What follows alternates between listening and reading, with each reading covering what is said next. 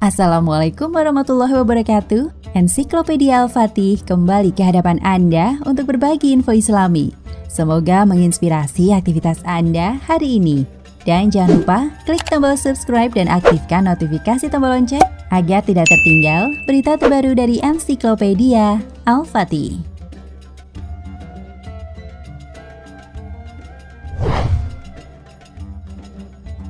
Seperti yang kita ketahui, Nabi Sulaiman alaihi salam dikenal memiliki keistimewaan, yaitu kemampuannya dalam berkomunikasi dengan hewan. Pada salah satu ceritanya dalam kitab Tanqihul Qaulil Hasidz karya Syekh Nawawi Al-Bantani, dikisahkan pada zaman Nabi Sulaiman hidup seorang laki-laki yang memiliki pohon besar di samping rumahnya. Di atas pohonnya terdapat sarang anak-anak burung merpati. Suatu hari, istri dan anak laki-laki itu memintanya untuk memanjat pohon tersebut untuk mengambil anak-anak merpati, dengan maksud untuk dijadikan santapan mereka. Laki-laki itu pun melakukannya. Melihat kejadian itu, induk merpati mengadu kepada Nabi Sulaiman.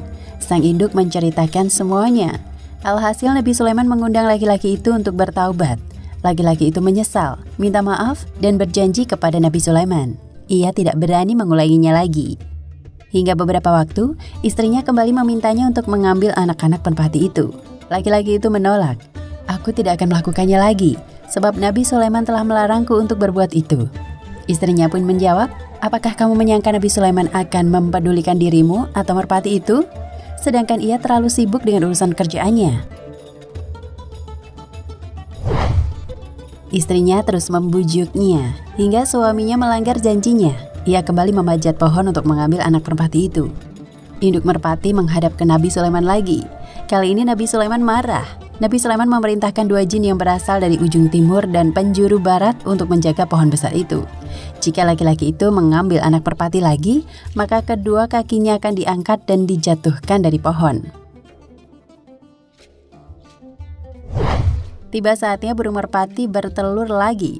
Laki-laki itu mulai memanjat pohon lagi hingga ia berhenti karena kedatangan pengemis yang tiba-tiba. Ia meminta istrinya untuk memberikan sesuatu. Lalu istrinya berkata, "Aku tidak punya apa-apa." Mengetahui itu, si laki-laki turun dari pohon hanya untuk mengambil segenggam makanan. Dan setelahnya kembali memanjat pohon untuk mengambil anak merpati. Seperti biasa, induk merpati melaporkannya kepada Nabi Sulaiman lagi. Nabi Sulaiman marah lalu memanggil kedua setan itu. "Kalian berdua telah mengkhianatiku." Dua setan itu menjawab, "Kami sama sekali tidak mengkhianatimu. Kami terus menjaga pohon itu." Hanya saja ketika laki-laki itu memanjat pohon, datanglah seorang pengemis mengetuk pintu rumahnya. Lalu ia memberikan segenggam gandum untuk pengemis itu. Saat ia kembali memanjat pohon, kami sudah bergegas untuk meraihnya. Namun tiba-tiba Allah mengutus 2 malaikat. Salah satu dari mereka meraih leherku dan melemparku sampai di tempat terbitnya matahari. Sedang yang satunya lagi meraih leher sahabatku dan melemparnya sampai di tempat terbenamnya matahari. Sedekah memang membawa berkah. Tidak pandang sebesar apa nilai yang kamu sedekahkan. Berbekal jiwa yang tulus dan ikhlas, maka Allah Subhanahu wa Ta'ala senantiasa membalasnya. Tidak melulu dibalas dengan materi, melainkan bisa dengan kelancaran dan kemudahan dalam urusan, keluarga, dan teman yang positif dan membangun.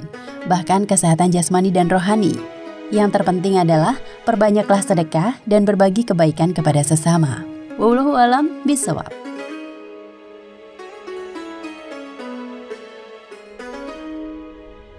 Nah pemirsa Ensiklopedia Al-Fatih, sampai di sini perjumpaan kita kali ini. Semoga menginspirasi.